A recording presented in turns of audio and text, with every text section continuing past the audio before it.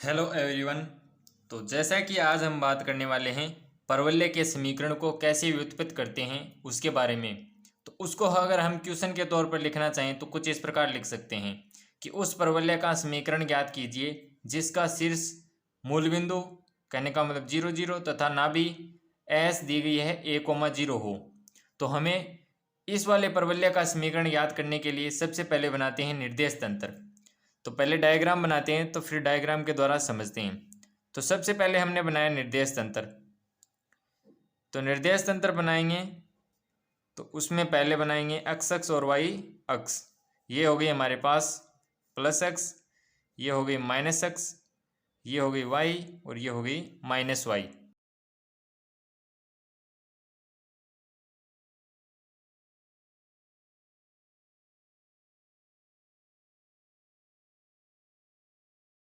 इसमें हमने नाभि मान ली यहाँ पे जो एस दे रखी है a,0 और जो शीर्ष है यहाँ पे मूल बिंदु पे उसको हमने मान लिया O,0,0।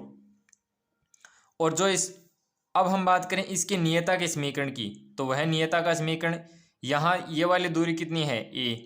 तो इधर माइनस दिशा में जाएंगे तो a दूरी पर ही क्या होगी कुछ इस प्रकार नियता यहाँ से गुजरेगी। तो इसको बोलते हैं नियता x बराबर -a। यह इसकी नियता है।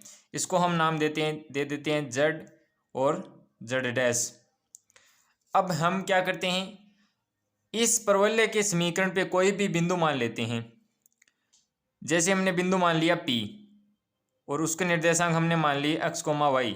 यह कोई भी स्वेच्छ बिंदु है जो परवलय के ऊपर हमने माना है। अब हम बात करें इस बिंदु की यहाँ से दूरी और यहाँ से दूरी की। तो जैसे हमने इस बिंदु को नाम दे दिया M और इस बिंदु का S दिया गया है। अब हम बात करें इस डायग्राम के द्वारा तो हम यहाँ से चित्र से डिफाइन करना चाहें कि चित्र से जो OS दूरी है वह कितनी है A। ये वाली दूरी कितनी है A तथा जो हमारे पास ये नियता का समीकरण है तथा नियता का समीकरण। तो नियता का समीकरण हमारे पास क्या आया हुआ है x बराबर -a। तो अगर हम इस नियता के समीकरण की जो a वैल्यू है -a वाली इधर ट्रांसफर करें तो हमारे पास क्या बनेगा x + a = 0। यह हमारे पास नियता का समीकरण हो गया। इसको हम दे देते हैं समीकरण 1। अब हम बात करें जो नाभि के निर्देशांक हैं तो नाभि के निर्देशांक कितने हैं हमारे पास दिए गए हैं। नाभि के निर्देशांक S, a,0 दिए गए हैं। अब हमने जो परवलय के ऊपर कोई भी स्वेच्छ बिंदु माना था उसको लिखेंगे। तो माना परवलय पर कोई स्वेच्छ बिंदु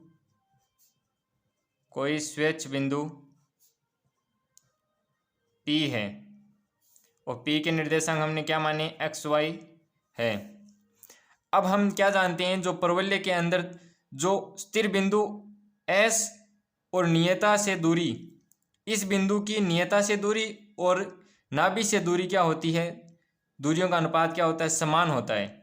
तो हम जानते हैं चूंकि हम जानते हैं परवलय की परिभाषा से तो इन दूरियों का मान क्या होगा इक्वल होगा। तो PM = आएगा हमारे पास PS। तो हमारे पास जो PM की वैल्यू है, PM की वैल्यू कितनी है हमारे पास, यहाँ से कितनी हो गई हमारे पास ये वाली वैल्यू। तो ये वाली दूरी हमारे पास जो PM की वैल्यू क्या बनेगी। अब P बिंदु के निर्देशांक देखें तो x, y है। तो कहने का मतलब जो हमारे पास ये वाली दूरी कितनी है, इस बिंदु के अकॉर्डिंग हम देखें तो इसका x कोऑर्डिनेट जुड़ेगा और इसका x कोऑर्डिनेट जुड़ेगा। तो इसमें x a है और इसमें x है। तो यहाँ पे जो PM की वैल्यू है तो PM की वैल्यू बनेगी x + a, क्योंकि x यहाँ से यहाँ तक हो गई इस बिंदु के अकॉर्डिंग और जो हमारे पास मूल बिंदु से इस नियता की दूरी है वह है a। तो x प्लस ए हो गई हमारे पास पी एम की वैल्यू। अब हम बात करें पी एस की वैल्यू की, तो पी एस की वैल्यू दूरी सूत्र के अकॉर्डिंग लगाएं तो हम क्या बनाएंगे, x माइनस ए का whole square plus Y minus zero का होल स्क्वायर। तो यहाँ से हमारे पास क्या बना, x प्लस ए, तो यहाँ से बनेगा X square plus A square minus 2xa plus Y square, और यहाँ पूरे पर क्या है, रूट लगा हुआ है।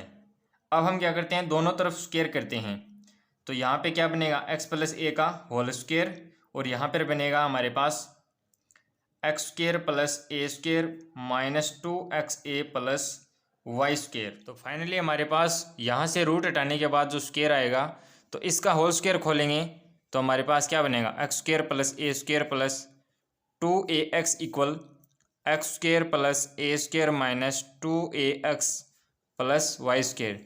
तो यहाँ से एक्स स्क्वायर कैंसिल हो जाएगा, ए स्क्वायर कैंसिल हो जाएगा, ये 2ax माइनस का इधर आएगा, क्या हो जाएगा, प्लस का, 2ax plus 2ax is equal हमारे पास क्या आया, वाई स्क्वायर। तो Y square is equal 4ax। तो यह हमारे पास फाइनली उस वाले परवलय का समीकरण आ जाएगा जिसका हमें शीर्ष दिया गया था मूल बिंदु पे, और जो नाभि दी गई थी a,0। तो यह हमारे पास यह उस परवलय का समीकरण है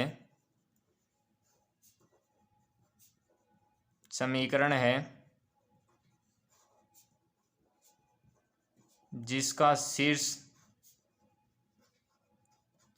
0,0 तथा नाभि a,0 है, तथा अब हम इसमें और डिफाइन करना चाहें तो हमने यहाँ पे नियता का समीकरण भी देखा था, तो हमारे पास नियता क्या बनेगी, तथा नियता x बराबर -a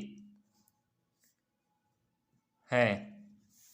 तो यह हमारे पास आ जाएगा फाइनली, जो परवलय का समीकरण हमें डेराइव करना था वह आ जाएगा Y square is equal 4ax। तो इस प्रकार हम परवलय के समीकरण को डेराइव कर सकते हैं आसानी के साथ। तो यह था हमारे पास आज की क्लास में परवलय का समीकरण कैसे ज्ञात किया जाता है। अगर वीडियो पसंद आई हो तो लाइक शेयर सब्सक्राइब करना ना भूलें। अगली वीडियो में मिलते हैं, तब तक के लिए जय हिंद, वंदे मातरम।